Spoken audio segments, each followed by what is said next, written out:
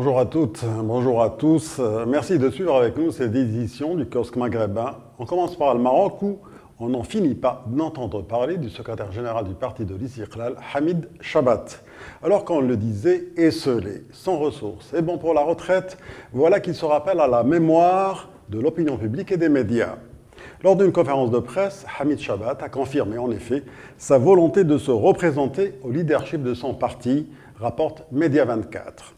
Isolé sur l'estrade, sa garde rapprochée ayant pris ses distances, il a livré son baroud d'honneur, se positionnant en tant que victime, continuateur de l'œuvre des fondateurs de l'Istiqlal, garant de l'unité et de l'indépendance du parti et défenseur du peuple, énumère Média 24.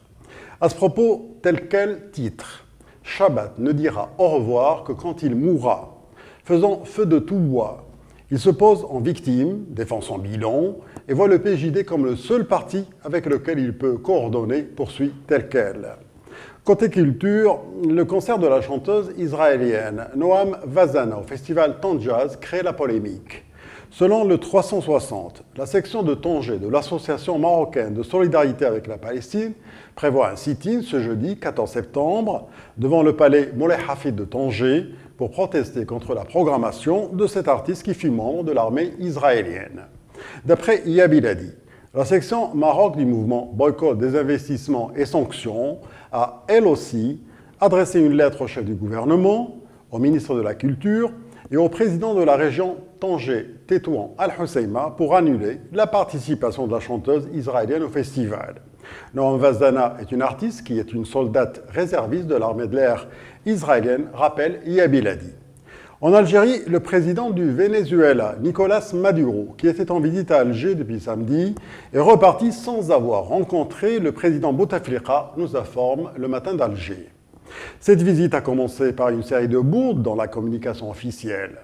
D'escale technique, elle est devenue une visite officielle, mais se termine sans que le premier responsable de l'État ne reçoive son illustre hôte, relève le matin d'Alger.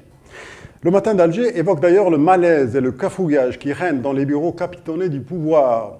Selon Tout sur l'Algérie, le programme officiel de la visite du président vénézuélien ne mentionnait pas d'entretien entre les deux chefs d'État, mais des responsables de la présidence ne l'avaient pas exclu expressément. Cette absence d'audience relance le débat sur l'état de santé d'Abdelaziz Bouteflika. Dans la dernière rencontre avec un dirigeant étranger remonte au 28 mars dernier, quand il avait reçu à Alger le président congolais Denis Sassou Nguesso, souligne Tout sur l'Algérie.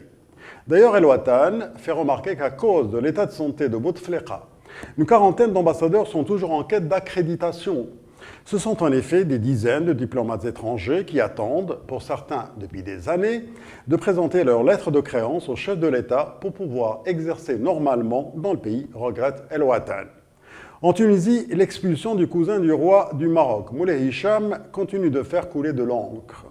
Selon Business News, le porte-parole de la présidence de la République a affirmé dans un post sur sa page Facebook que le président de la République est exaspéré par ce qui est arrivé au chercheur et prince Hicham Alaoui, expulsé de Tunisie.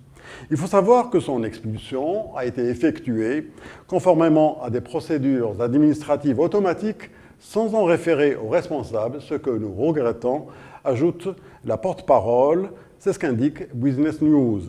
Nous sommes arrivés à la fin de cette édition du kiosque maghrébin. Merci de l'avoir suivi. Je vous donne rendez-vous demain pour une nouvelle édition du kiosque de la presse du Maghreb.